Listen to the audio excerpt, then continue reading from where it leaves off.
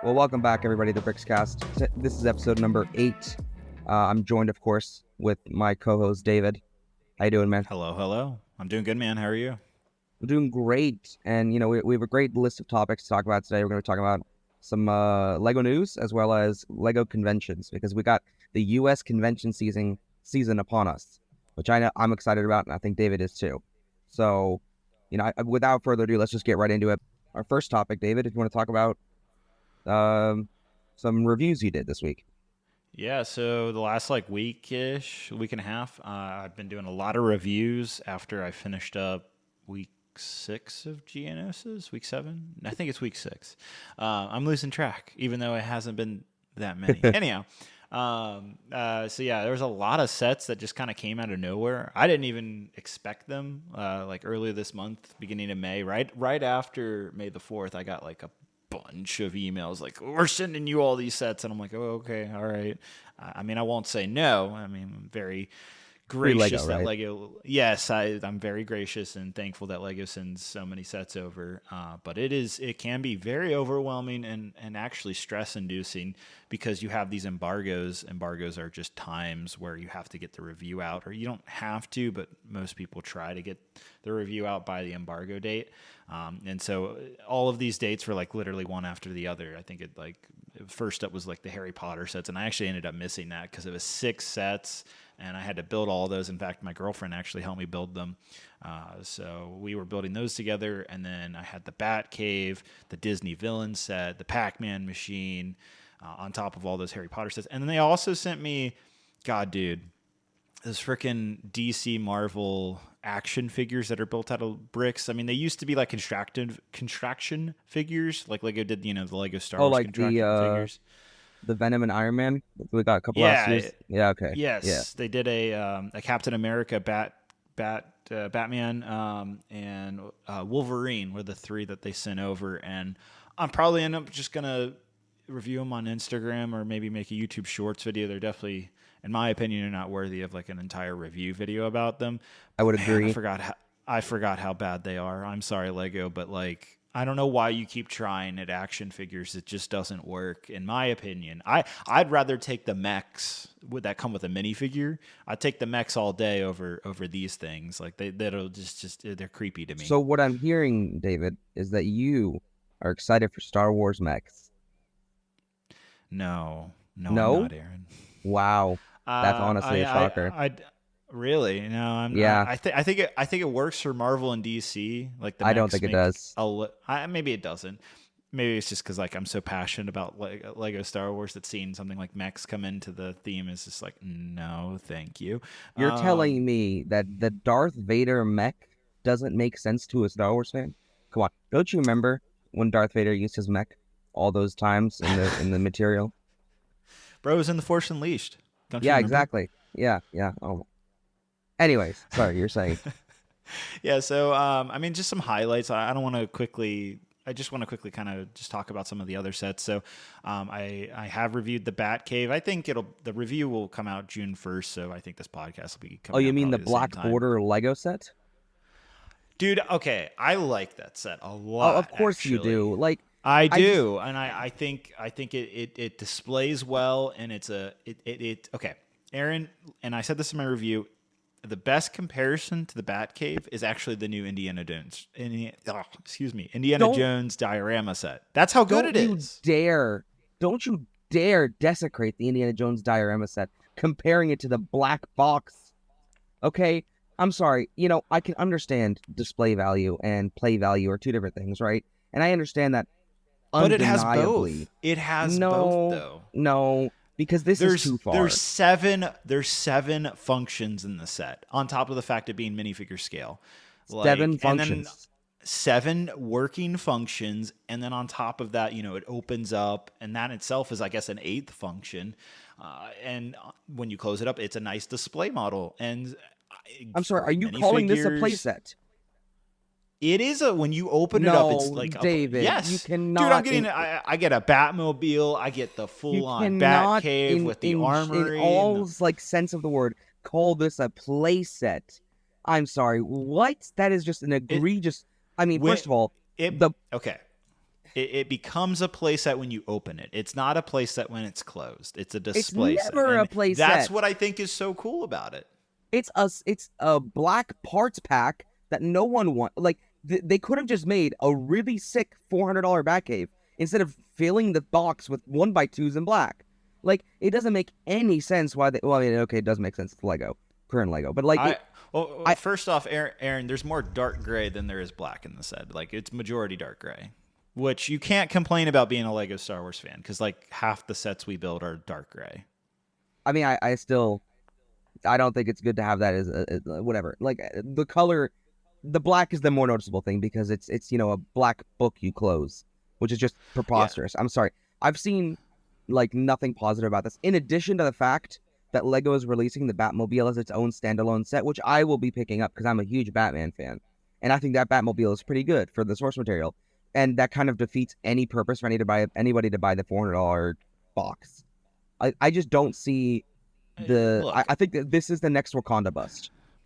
but no, definitely not. The way okay, first off, just a little background.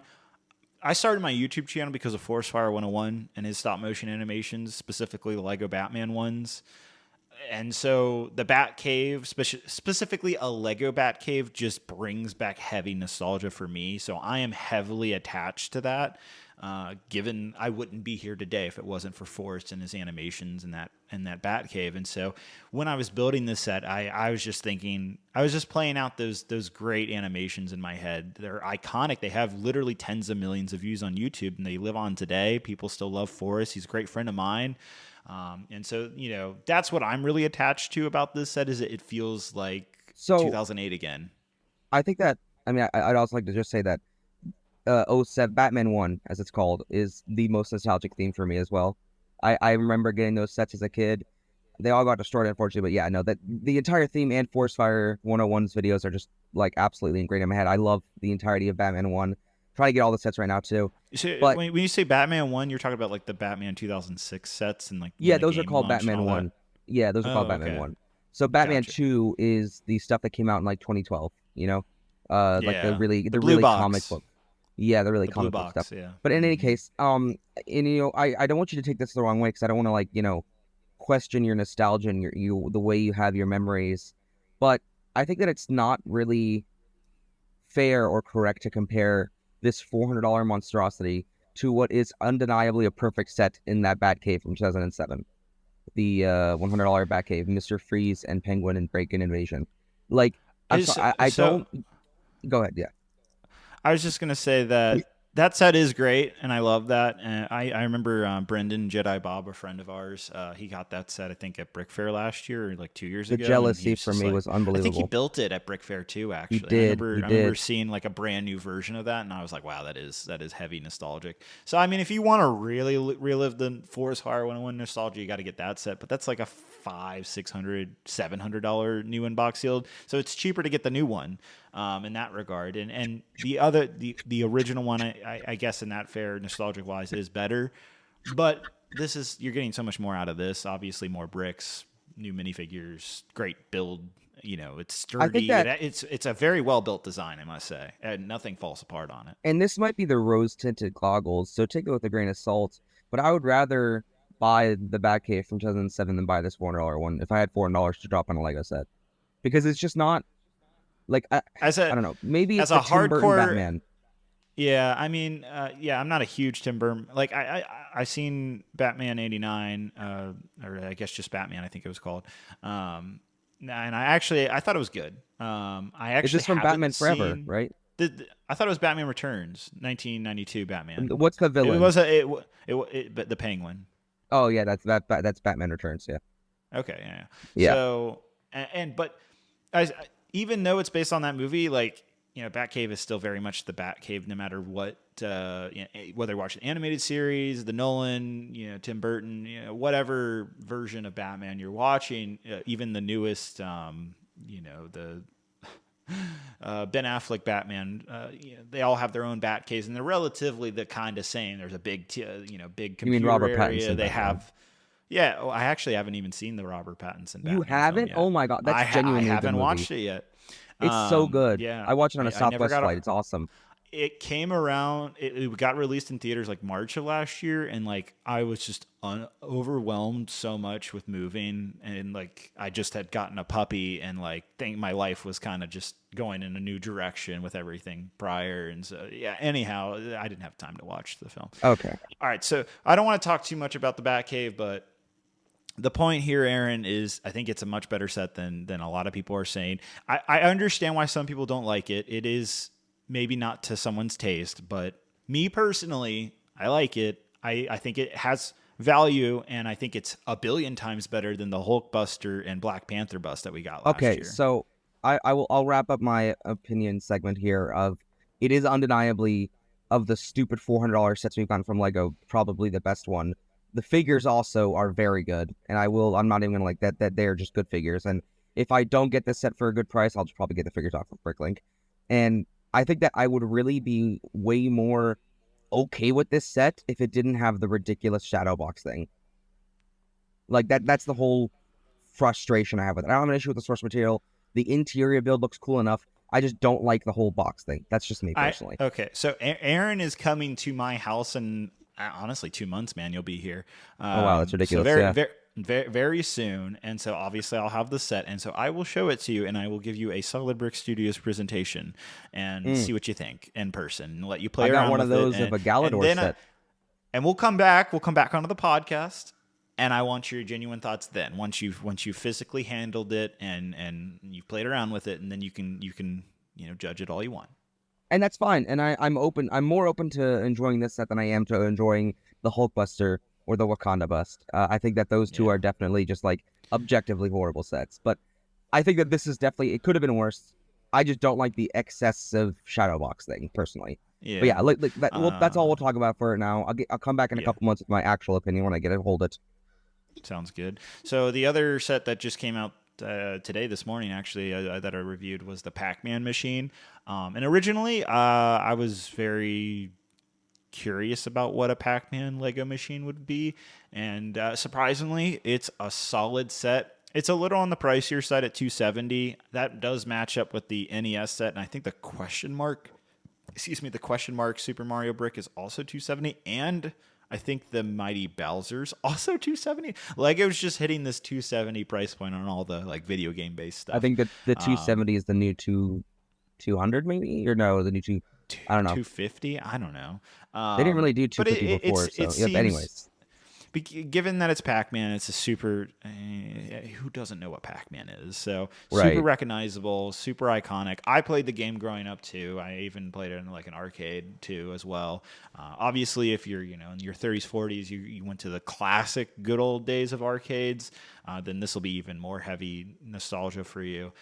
But I was shocked. It's a solid build. There's a lot of Easter eggs throughout it, and it actually functions when you turn a crankshaft. The actual Pac-Man and Ghost move around on a chain system. Lego had to use a new chain piece, which honestly, Aaron, I'm so glad this Pac-Man set exists now, because that chain piece is going to be amazing for my Droid Factory on Geonosis. It is literally going to help so much. So can you actually play the game?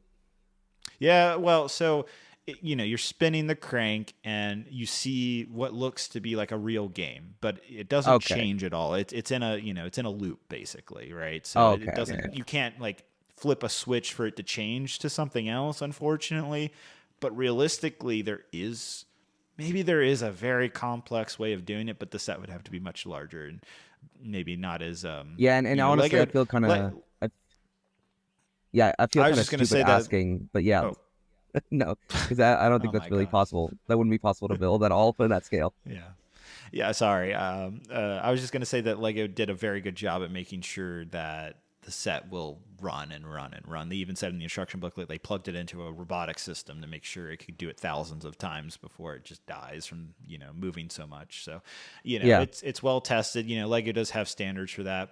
But I thought it was a good set. I think if you're into it, it's Pac-Man, so it's going to be worth something in the long term as well. And I see a lot of people buy those like miniature arcade things that you can get off like Amazon. They're like $200-$300, and this is around the same price.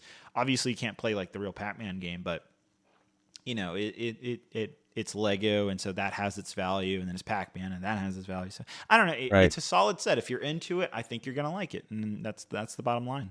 I don't have any glaring issues. Are the blue tiles, are those prints like with the black on them? Yeah, they're printed. I actually had a. You should go check out my review because I had a really weird printing mistake. It printed on the tile, but like I don't know. I don't know what happened. Like not all the ink was on the pad or something, so it looks really strange. So, I know there's a lot of people out there that collect misprinted Lego pieces, so this is probably something worth a lot. But I'm gonna keep that one for myself. Right. Yeah, I think that looks good. I like the shaping of the general machine. I like the fact that the two angles meet each other. So like from the top down and then from the bottom up where they meet. I like the way they did that. It really does look like a tabletop game. I think that this has its audience. It's fairly priced, I guess, for modern Lego standards, and looks cool. So yeah, Yeah. no problems with this set in my opinion. Yeah, and then I like I said earlier, I built all 6 of the new Harry Potter sets that are coming out. I think on June 1st as well. All these sets I think are either like June 1st to like June 5th. It's like a week of Lego releases basically. I think the Batcave I'm looking at right now. Batcave oddly gets released June 5th, and then publicly June 8th. I don't know. Lego's weird with their timing, but Right. yeah. So the Harry Potter sets are good. I actually like the creepy Dobby. I know a lot of people were like, "Oh, he's so creepy." I actually think he looks kind of cool. He's much better than those construction DC Marvel figures by a long shot. But the That standout Harry color Potter. is just Oh, go weird. ahead. That color in anything except for figures is just always going to be weird to me. The flesh color, is that what you're talking about? Yeah, yeah. Yeah. It's just I don't know. It looks fine, but yeah, it's just Yeah, weird. I have idea. I actually have been buying up a lot of like flesh tone Lego pieces because I envision using it for a beach. Like I think it would be a good like beach sand color to mix in with tan and maybe I mean, nougat. I don't know. maybe. Yeah. I don't know. It's just an idea, but I really want to use that color, the flesh tone color. I think it's called light nougat on Bricklink. Yeah, I think so too. I like that. But the standout set for me, it's the first time. I think it's the first time that we finally have gotten Deathly Hallows Part 2 sets, and a lot of people thought Lego was avoiding it because they didn't want to make sets based on such a dark movie, but they finally did, and it's the I'm glad final they battle did. with like Harry versus Darth Vader. Dark, Dark Voldemort, Harry, let's go. yeah, Darth the Voldemort. I'm also thinking of like a robot chicken scene. If you know what I'm talking about, you know what I'm talking about. But anyhow, Harry Potter versus Lord Voldemort. Oh my God, Harry Potter versus Lord Voldemort. Anywho, the set is great. That is my favorite out of the bunch. You can like crumble the tower around it, and like comes with great minifigures. And I really like. There's this new wand piece that has a stud on the end of the wand, and I just see that being so useful for mocks. Like Lee, he was working on a Bad Batch shuttle, and like I could see how you could use this piece to get like you need something to fit between two like tiles. This is like the perfect piece to like get that to work. Like it's a Right. very useful piece that's going to be probably under a lot of mock builders radars. But once they start realizing the potential, it's going to be super useful. But regardless, that Harry Potter set's my favorite. Honestly, all the sets were good.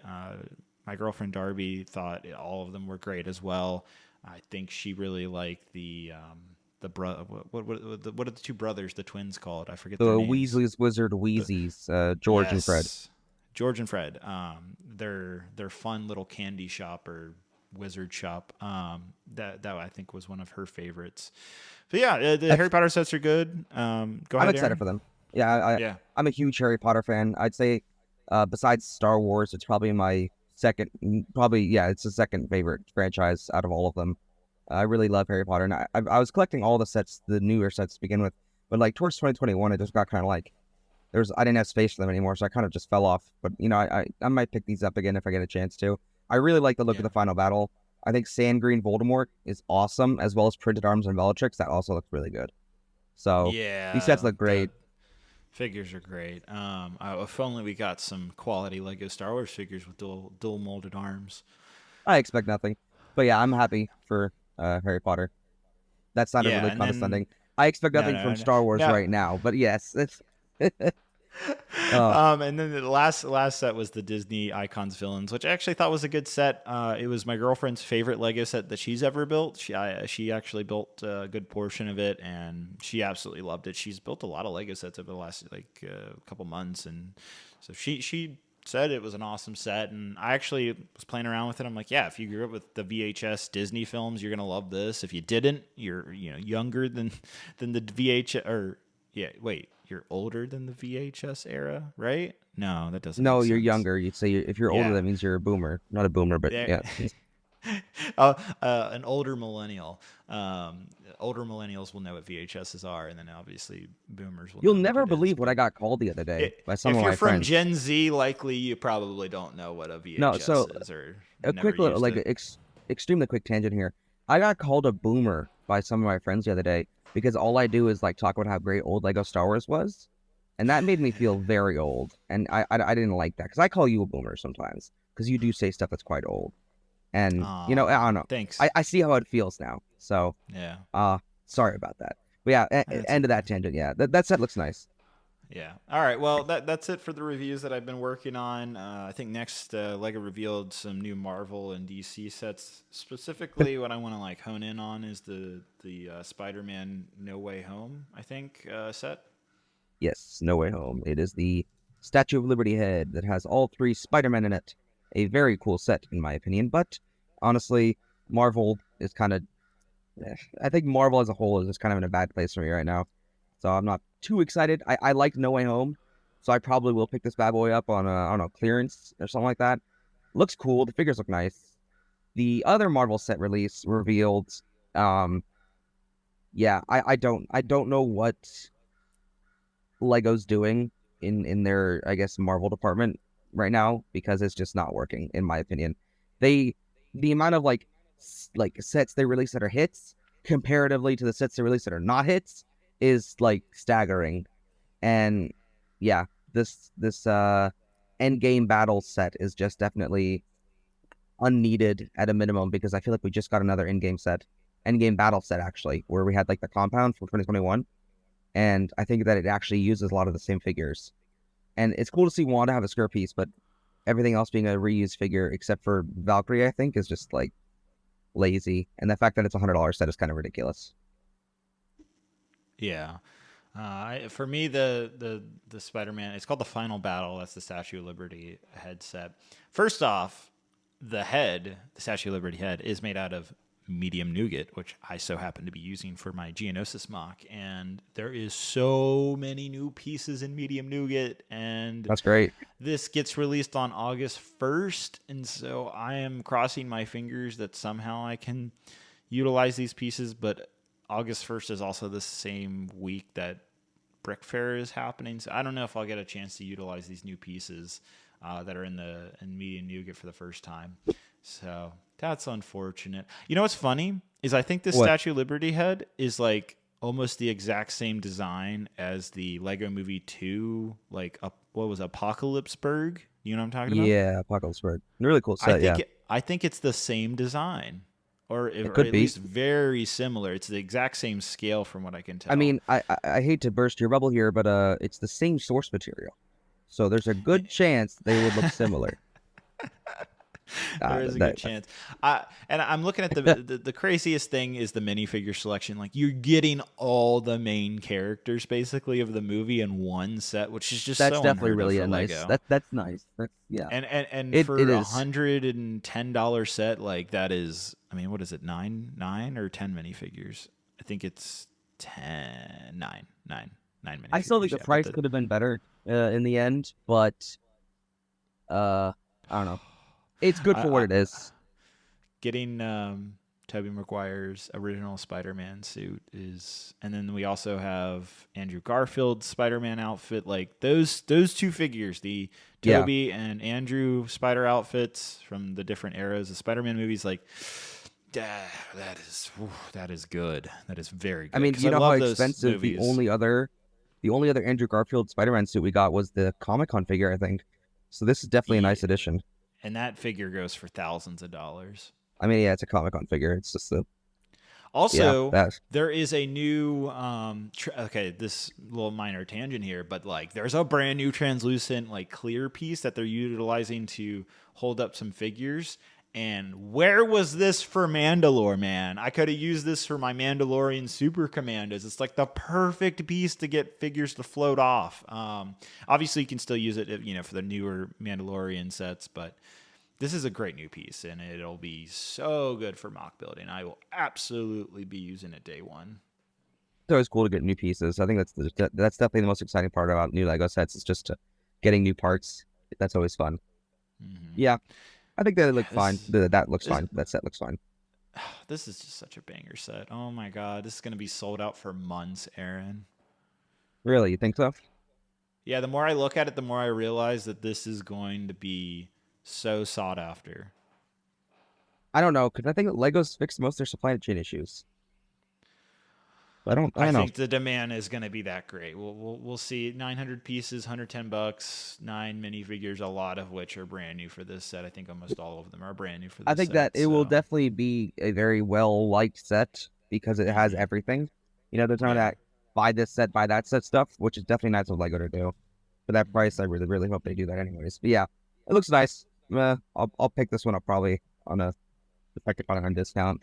I don't know. I've come to a better term of buying Lego sets and how I'm like I don't view it as like a necessity, but more so like what makes me really happy to buy, which I think is a really great way to look at it.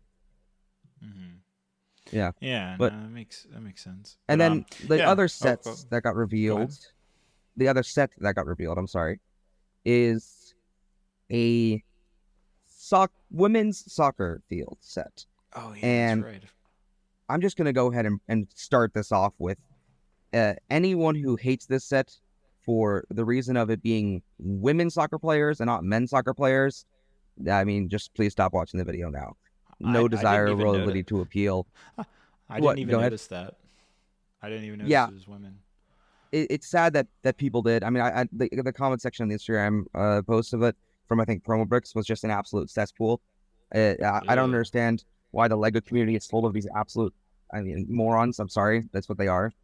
It's just frustrating as all heck. But I think that the set leaves a lot to be desired. I think that it would have been awesome, personally, to see if you remember back in 2016, the German soccer team won the World Cup, and then Lego made a CMF series for them Mm-hmm. in 2016. And that I think would have been a really great way to do this is have like a women's soccer CMF series instead, which I really think would have been way better because it would have been a way better way to just get these figures out there. And I think that this is definitely, I don't know. I feel like Lego had to know this was going to be undesirable. So basically, it's half of a soccer field and then like a stand and stuff. And it comes with, I think, four prominent female soccer players like Megan Rapinoe. And I'm the other names in my mind right now. But it So I really, you gotta go I ahead. have an I was just gonna say I have an idea. Since it's only half a soccer field, it's maybe possible for. I actually think it's likely that Lego will release another soccer or football. It's football everywhere else in the world except for the U.S. I think they'll likely release another football set just with male characters, and so that way you can have both and combine it to make a full field. Doesn't that make sense? That would be a Lego thing to do. I really don't see why they wouldn't release them at the same time. Also, the fact that it's $100 still is a tough pill to swallow, in my opinion. And I think that they could have done this way better and avoided a lot of the unnecessary discourse from all these insecure people who, for some reason hate female soccer players existing in a capacity besides, their games. I don't know. I think that criticism of the set from a perspective of it being a bad set is valid and understandable. But I think that criticism of the set because it's women soccer players, which is a majority of the criticism I've encountered, unfortunately, is just unreasonable and stupid. And it's not a good set. Like you can't deny that it's just not a good set. But I don't know. I'm excited for the figures. I'm not excited for the build at all, and I think that this probably will be the next Black Panther bust set because it's just not. I don't see the play value even because you can't play a game on half a soccer field because the ball's just going to roll off every time. And Yeah. I don't know. I don't see where Lego thought this was a great idea for $100 nonetheless. I don't know. Is it bad? Is it bad? Is it bad that I like the set because it has a little TV camera off to the side? I think that's kind I of mean, cool. it's a cool thing to have, and if you like that, There's a 2002 poly bag from the World Cup sets that came out back then. It's like a Coca-Cola poly bag where it's just the film camera, so you can get exactly what you want, David. But yeah, I don't know. I'm excited for the figures. I think that they look great for their real life counterparts, and I wish it was at least a full squad.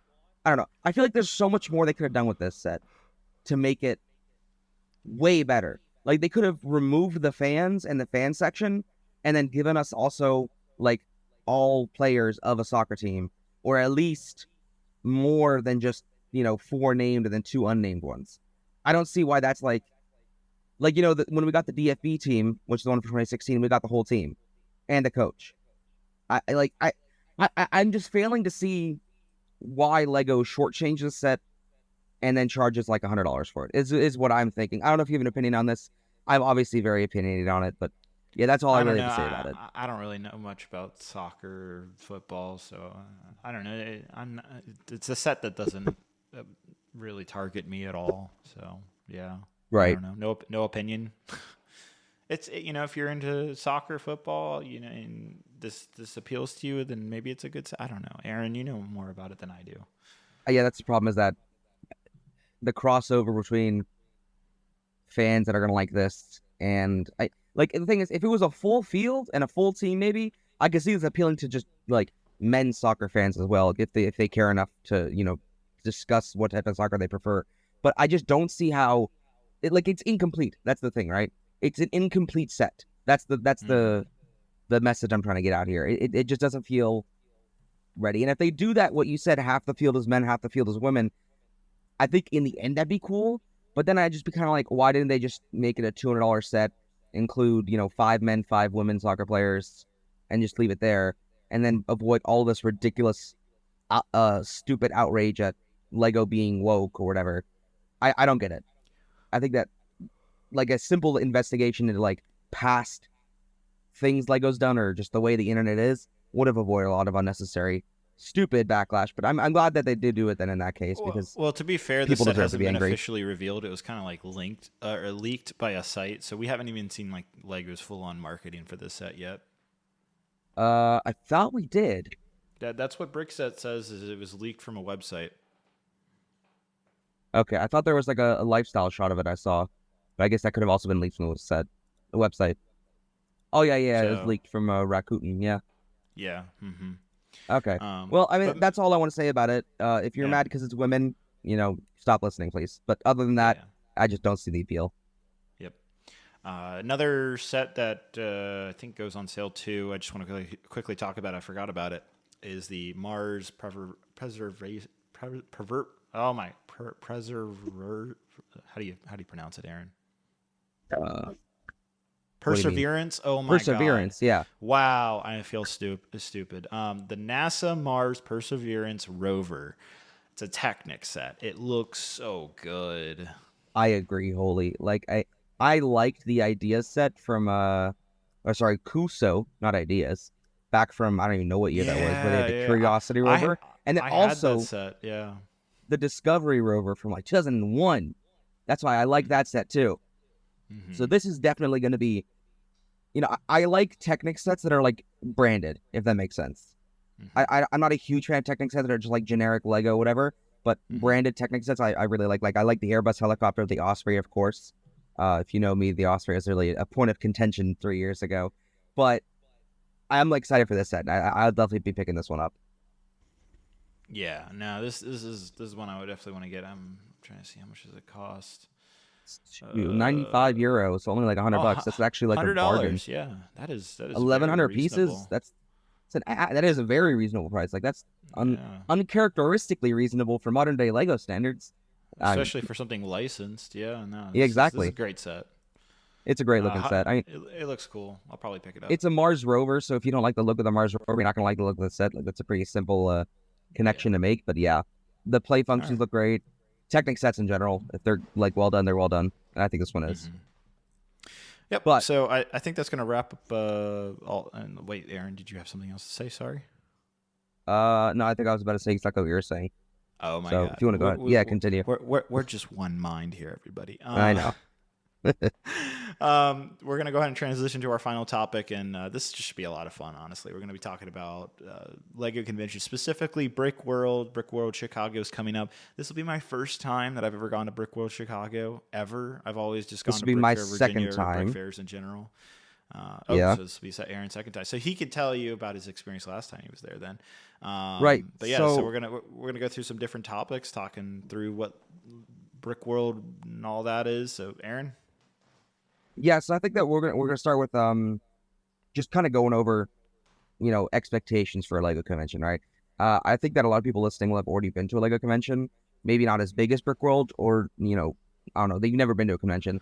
I think that the main thing to remember is that regardless of, I guess, who you are as a person, if you like Lego, you're gonna have a great time because there's a little bit of everything for everybody at a convention like Brickworld Chicago that's that big, or even Brick Fair Virginia, and I'd say even like Brick Rodeo, that there's enough different activities that you shouldn't be like nervous about what you're gonna do. I think that it's important to go to a convention with like tame expectations. Don't expect to like be friends with everybody instantly. There is different personality types, and that can sometimes lead to a clash, but that's rare, I think. I think that preparing for a convention, if you're going to bring a build and you're traveling, think about that, because that's always a frustration is if you don't think about that. I have a build for Brickworld Chicago I've made, and I made it to a point where I could take the base apart into perfect sections. I could take what's on top of the base apart into perfect sections, and I've saran wrapped it all. It fits beautifully in my suitcase, and if it arrives broken, each section I can easily repair. So, just keep portability in mind, right? That's the first thing I would say. David, what Aaron, would you say is the first thing? okay, okay. You're gonna be mad at me, but I was just while you were talking, I was thinking about Lego conventions again. Specifically, there's three main conventions in the U.S. There's BrickCon on the West Coast, Brickworld in the Midwest, and then you have Brick Fair on the East Coast. Right? You got the three main ones. Okay. You're already like, what are you doing, David? Yeah. And then I was thinking, I was like, oh, which one's the most popular? Like, which convention? I wonder by like person. But then I was also thinking, what state is the most popular state that Lego ships shop at home sets to? Like when people go to Lego.com and buy sets, what state in the U.S. do you think gets the most Lego set? Like what state buys the most Lego sets? Are Like I you know the North asking? America, I know the U.S. is a big market. Obviously, it's the second biggest, I think, Well, to Germany. it's no, it's the first biggest, I think, Oh, it's just the like the first size. biggest. But Yeah, I mean, I think the easiest guess is to say California because that has the most people, like of it's any Illinois. state in the U.S. But well, do you know that? Well, I'm gonna use deductive reasoning here, okay? Lego's shipping depot in the U.S. is Plainfield, Illinois. So I don't know if that has But something to do with but like location. why would that have any influence on what state orders the most Lego? I guess it doesn't necessarily. I mean, we can easily rule out states like like Delaware or Wyoming and stuff because they have like 10 people in them. But Delaware has a I lot of people. There's more people in Delaware than there is like North Dakota. okay, that's really not a big comparison, David. Congratulations. You compared like a hub of finance because tax haven to North Dakota. Like All right, well, obviously it's a lot of people, but still, I think that Illinois, Texas, or California to Texas probably bet two guesses just because the sheer population. There's so many people there, or New York, because I guess New York has a concentration. But New York, it's a lot of people that live in like a really small area. You don't have like a huge space for Lego. I don't know. I may be analyzing the wrong parts of like this, but yeah, California, Texas, maybe I'd say they have a pretty large middle yeah. class. If I had to make a guess, it's going to be between California, Texas, Florida, and New York. Those four. Yeah, I could see that. I mean, maybe I don't know.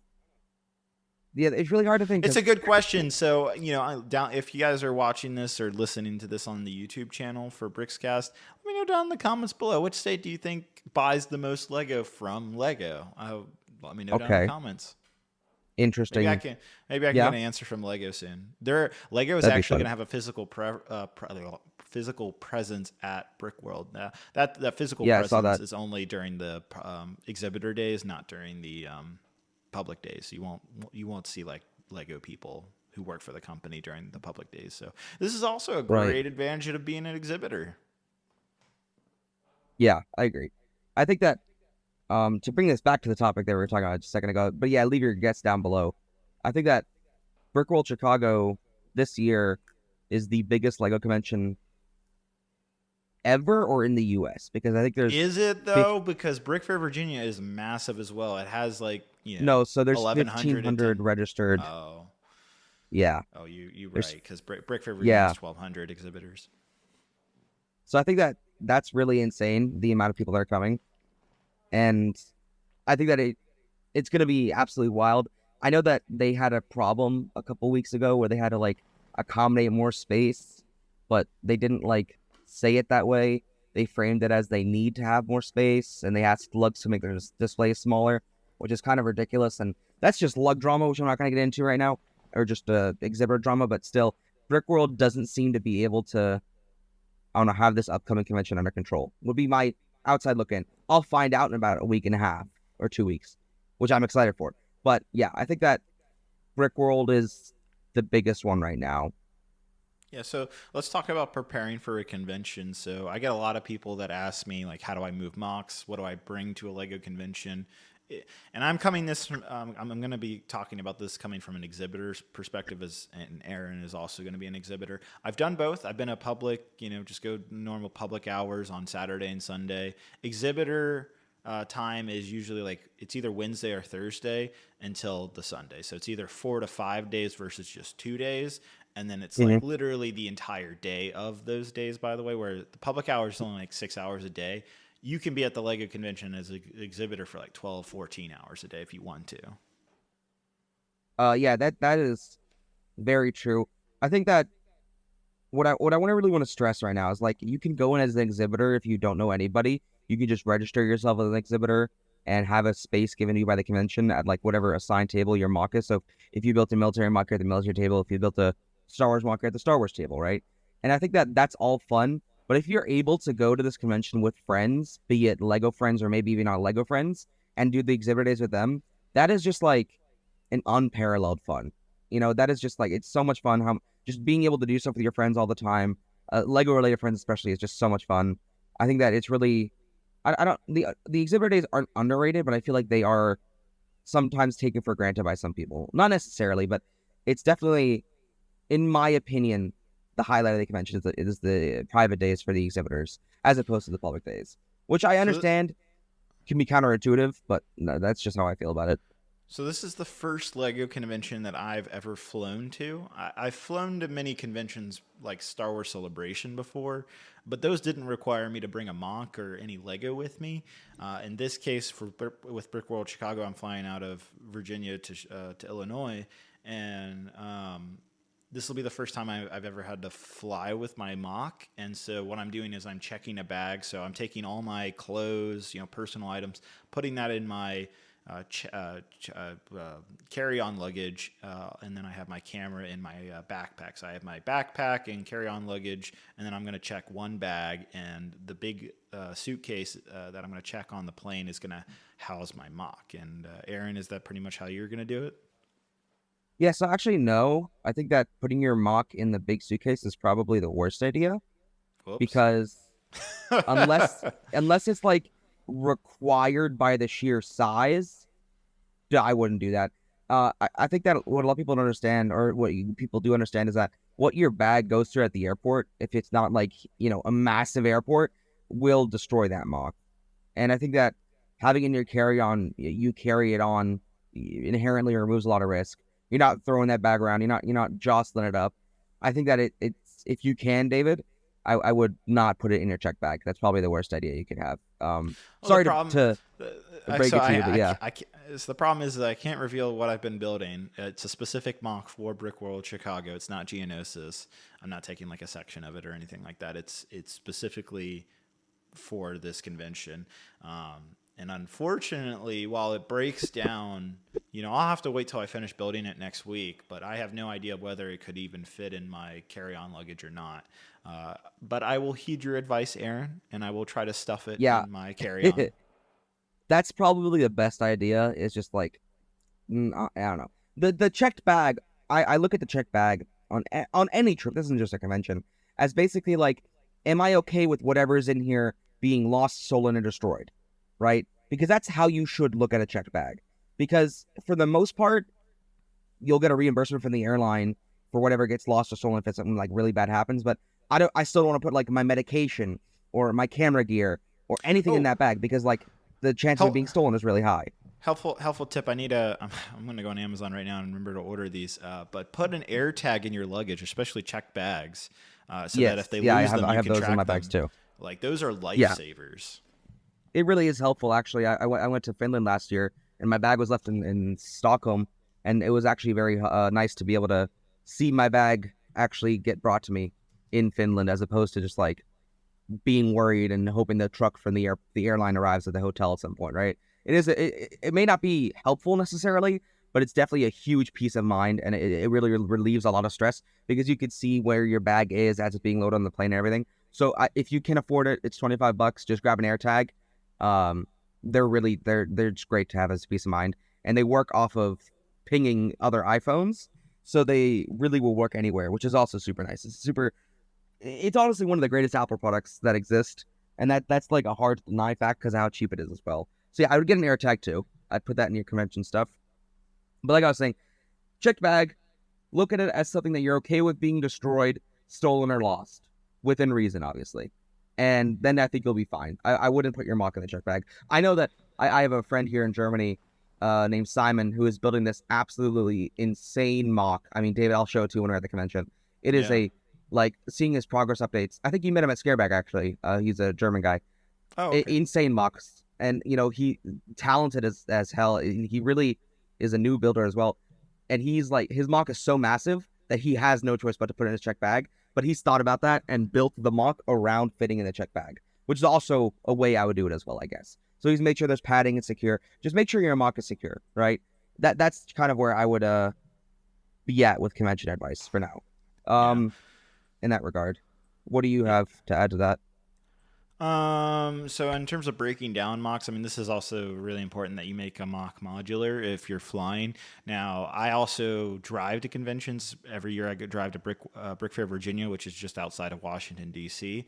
That's a whole nother. We'll probably just talk about that convention in another podcast episode in a few weeks because I don't want Right. to. I don't want to go through the hassle of explaining how I move mocks because it will take a few minutes. But the simple answer is make sure they're modular, make sure the mocks that you're going to bring breaks down, and that is the simple way. Whether you're driving or flying on a plane, make sure it breaks down, pack it securely. Use shrink wrap, use Ziploc bags if it's a smaller mock, whatever. Get all those detailed pieces, shove them in a bag, put them back together at the convention. Try your best at like containing the set, even when it's split apart modularly. Right. I think that's just a great way to leave that there. I think that the next thing we want to talk about is going to be just the general cost, right? And I think that this is definitely going to be helpful as somebody. I'm coming from Europe, David's coming from the US, so we can hopefully be able to provide a good perspective for anybody who Yeah. would be possibly listening to this podcast about what their expected cost would be. So the first thing you should know, and this is standard for American conventions. I'm going to put a very heavy emphasis on American here. There is an entrance fee for exhibitors, so you have to pay to exhibit. Which So is at Brickworld, crazy. that is absolutely ludicrous, and I'll get into why in a couple minutes here. Brickworld, it's a $90 exhibition fee per person. That includes if you like have family and you're bringing your family in and you want them to come in on private days and stuff, you will need to pay for them as well. I think that most conventions offer like a companion pass or whatever for people that just like don't get anything to do with the convention. They just get like a cheaper entrance fee, I guess. But still, it's $90 as an entrance fee, which already is like that's a big cost. I mean, $100 is not like not nothing to shrug at, right? So that's the first thing to keep in mind. Second thing to keep in mind is if you're not local, you're going to be paying for a hotel because you're not going to be able to sleep at the convention because okay, yeah, we're not like 10, right? But for Brickworld Chicago, they have a room rate with the hotel that the convention's held in, which luckily makes it cheaper, which it comes out to I want to say it's 150 a night, uh Which is one or not 250 cheap. a night. It's No, but for that you're hotel, it's cheap. Yeah, if you want to be on location for the convention, you think you're going to be there for like all day, and you don't want to be driving back and forth, then yeah, the hotel's the way to go. Right. I'm doing the hotel with Aaron because like this is what all my friends have told me is like, oh, you got to do the hotel so you can just stick around the whole time and whatever. But Personally, I've gone to Lego conventions all the way down to Alabama, and what I'll end up doing is I'll stay at an Airbnb. It's going to be significantly cheaper. I can find Airbnbs for like $80 a night, which is far cheaper. If you're okay sharing like a bedroom with someone's house, then it can be even cheaper at like $50-$60 a night. So there are cheaper options when you're needing a place to stay at Lego conventions. You just it just depends on how much you can afford, what you're comfortable with. I think that's not a horrible idea to take away, but also that specifically for the convention we're talking about, which is Brickworld Chicago, the other options are kind of ridiculous because in Chicago, if you don't have a car, you can't do anything if you're not at the convention center. Like you can't it's highways. You can't walk across the highway. You can get Ubers though. Like you don't need a car. You can Uber. I mean, yeah, but at that forth. point, if you're Ubering back and forth with the cost of an Uber now, you might as well pay for the hotel then. Like that's just the way it is. Or just rent a car. But yeah. Well, I mean, you got to keep in mind that you can't rent a car until you're 25 in the U.S. Good point. Well, I'm 26. Well, I'm not. That's the problem. And I've rented many cars, and it's always been a good experience. Anyhow, but you will see like at least more than I'd say a majority, 3/4 of convention goers drive to Lego conventions, and they'll drive. I've seen people drive upwards of 12 to 15 hours to get to like Brickworld. Oh, that's child's play. This year, I'm driving 18 hours one way. There you go. So it is very commonplace because, of course, if you have a giant mock that can't fit in a suitcase, there's obviously your only option is to drive. Right. So that's part of the reason why. Or get a private jet. Yeah. That's also the option, right? Yeah, no, but absolutely. I think that in other terms of costs, what you're looking at, food, I don't know how much everyone eats that's listening to this, but estimate whatever you want. Most likely fast food will be your best choice. At Chicago specifically, the options are really slim. You're going to probably be Uber Eating a lot, or if you go out to eat with some people that's probably your best bet. Hotel food is expensive as heck there, because if you don't know, the hotel for Brickworld Chicago is the Renaissance Schaumburg, which is the Renaissance is a super high-end hotel brand. And they're very expensive. Just find the local Chipotle and go there for 4 days. That's like $12 a meal. Again, be good. But then you got the $25 each way Uber, which kind of ruins that. So well, I don't. Okay, you know what? I'm gonna Google Maps this convention. I'll let you know what's around it. I could tell you right now, David, nothing. There's We're a find out, Aaron. That you have to walk around. It's really badly located, which is the opposite for Virginia, which has 40 restaurants in the parking lot, which is awesome. But still. Keep that in mind. Food costs, it's not going to be cheap. If you're going to be staying with friends, your hard costs, which is what I would call costs that are not variables, would be hotel, flight, and registration. Which if you're in the U.S., if you find a good enough flight, that's $300-$400 if you're lucky with a bag. The hotel, if you're sharing with friends, 4 friends, it's $195 I think a person, which is not cheap at all. And the registration's $100 as well. You're looking at, almost $800, probably more.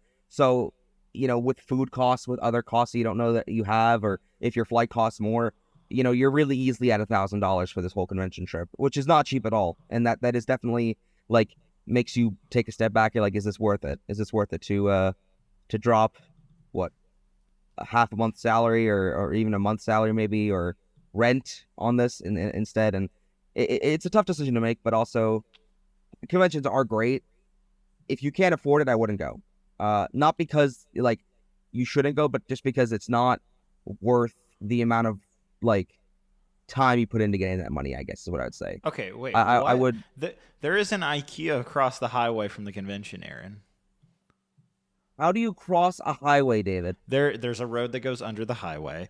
And so my point is, IKEA, if you ever gone to IKEA and you gone to the restaurant, they have a lot of great healthy options that are hella cheap because they pretty much sell their food at cost because you're there to buy furniture, not buy the food.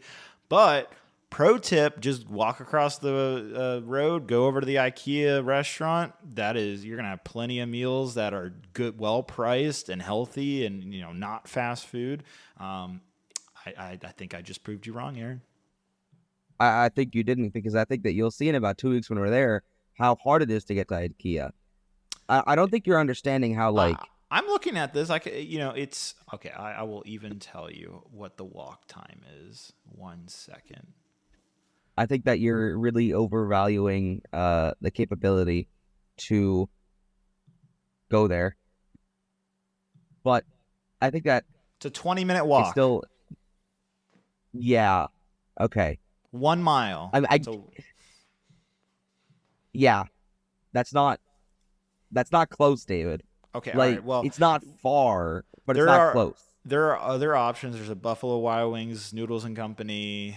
There's a Wendy's. These are all like walking Okay, distance. There's an Einstein Bacon. There's a lot of stuff here, no, Aaron. David, I know that Buffalo Wild Wings. We went to it last year. That is not walking distance. All Again, right. you're crossing an active highway. No, no, no. That's not like There's a walking path. I even see it. There's literally a dedicated walking part on the bridge for people. Yeah. you'll see when we get there. Okay, Okay. All right. It just looks keep that in walking mind. Okay, distance to me. All right. We'll come back. We'll have a little like recap of Brickworld, and we'll see what was walking distance or not. Because I'm not renting a car. Aaron's like, how are you picking me up from the airport? By the way. I mean, yeah, we'll talk about that privately. We're renting a car, so we'll have a truck, Oh. a bus, a 15-seater van. Oh my god. So Well, yeah, that'll be fun. we'll be able to take everybody. Yes, when we want to go out to eat, we could bring everybody. That's not a problem at all.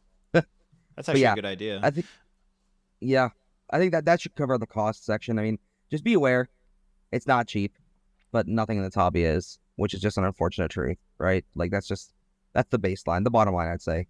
I also just Next, want to if you want to mention. cover, oh Well, yeah, go ahead. I also wanted to mention that. So we talked about hotel costs, 150 a night. Airbnb costs probably 80 a night.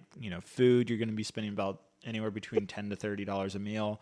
And lastly, flight costs. I'll tell you my exact flight costs. I booked this back in January of 2023, so about 6 months ahead of the convention, and I was able to get a flight from East Coast to Chicago for $280 round trip, which is not bad. Right. So I completely forgot to mention the flights too. So if you're looking at European international flight cost, I'm not going to give my flight cost because that is not exemplifying at all. Because my flight is a ridiculous, stupid route that I'm doing out of want and not as necessity. But if you're flying from West Europe to Chicago, there's plenty of nonstop options. Most likely your country, if you're in Western Europe, has its own airline that has nonstop flights to Chicago or a one stop in like DC or New York, something like that. So I would say that most likely the cost of your flight from Europe, if you book far enough out, is less than 1,000. Realistic, like 600, 700, 800 euros, that ballpark, which is close to $1,000. So if you're from the international side, you're looking at basically double that cost. So I know the international people are of course more rare. Last year, I managed to bring 4 of my very good German friends. We had an absolutely amazing time, and that was so much fun.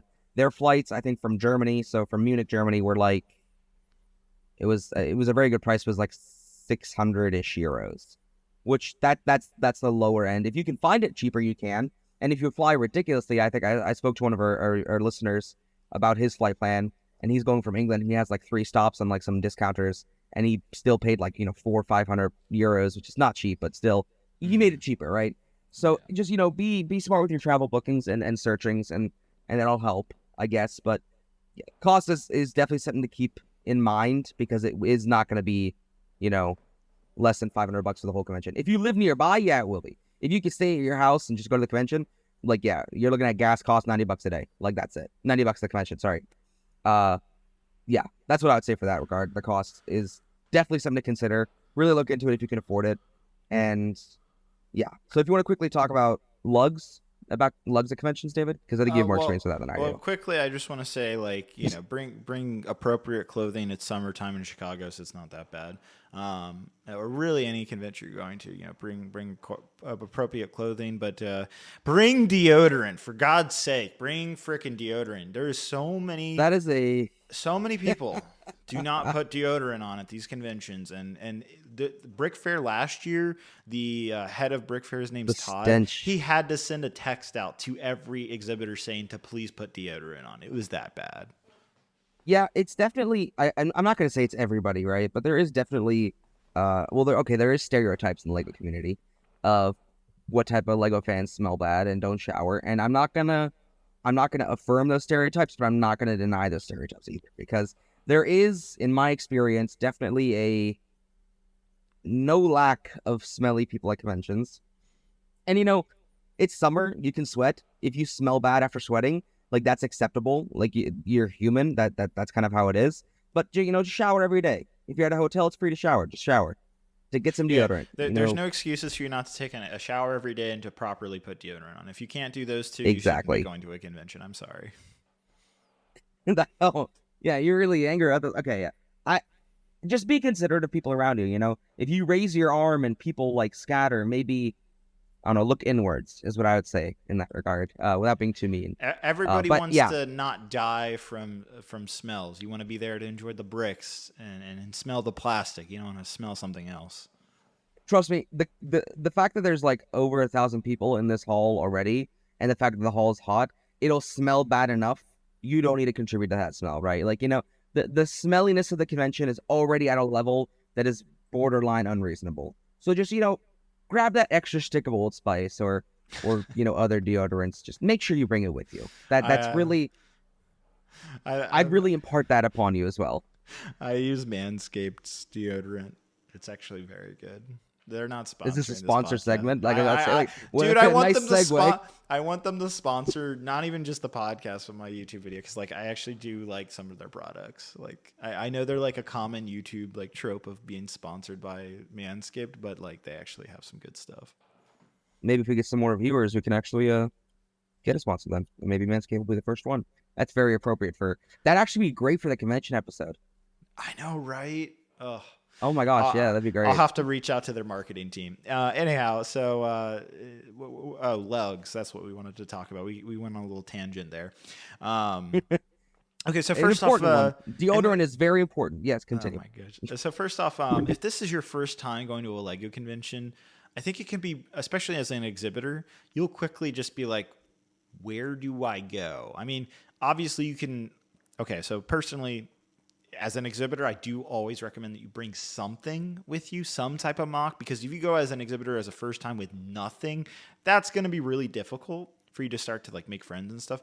By simply bringing, let's say you're bringing a Lego Star Wars mock, by going to the Star Wars table, setting up your mock, maybe you can make friends with the person next to you or within the area and be like, oh, because you immediately have a commonality of like you both like Lego Star Wars. And this can apply to like military, space, city, doesn't matter which theme that you're doing. It's just by bringing a mock and this is your first time going, you don't know anybody. I'm assuming you don't have anybody at this convention, because I remember that with Brick Fair back in the day. I was like, I don't know anybody.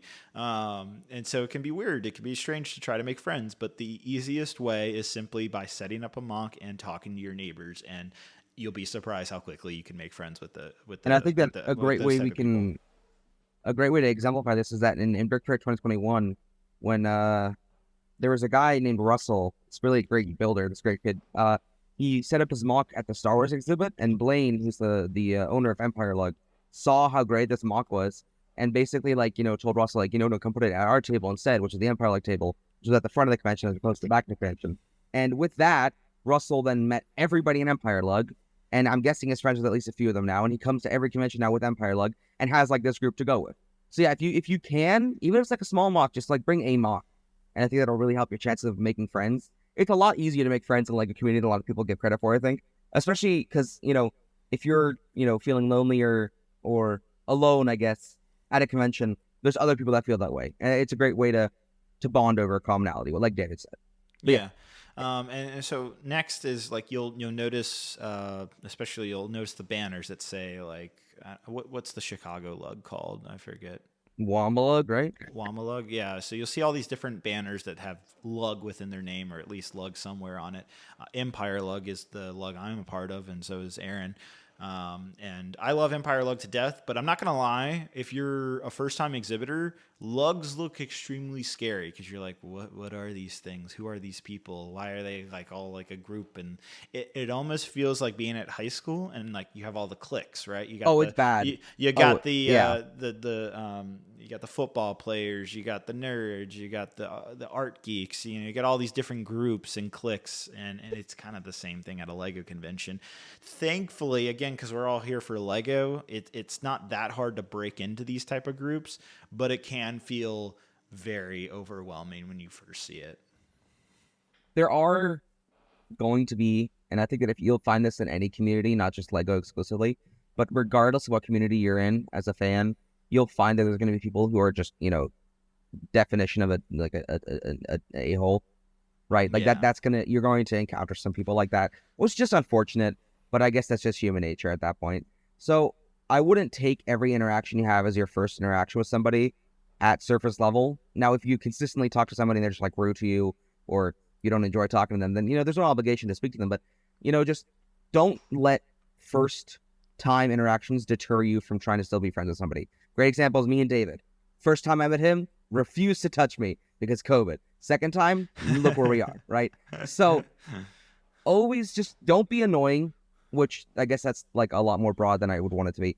Don't be like, Shy. I don't know how else to say Don't this. be too shy. Yeah, don't be shy, because everyone else is shy already. So, if you're outspoken, you're great. My first convention experience, which was Brick Fair 2021, I didn't bring a mock, which I do regret. But I luckily knew Blaine personally, so I was invited at the Empire Lake display irregardless.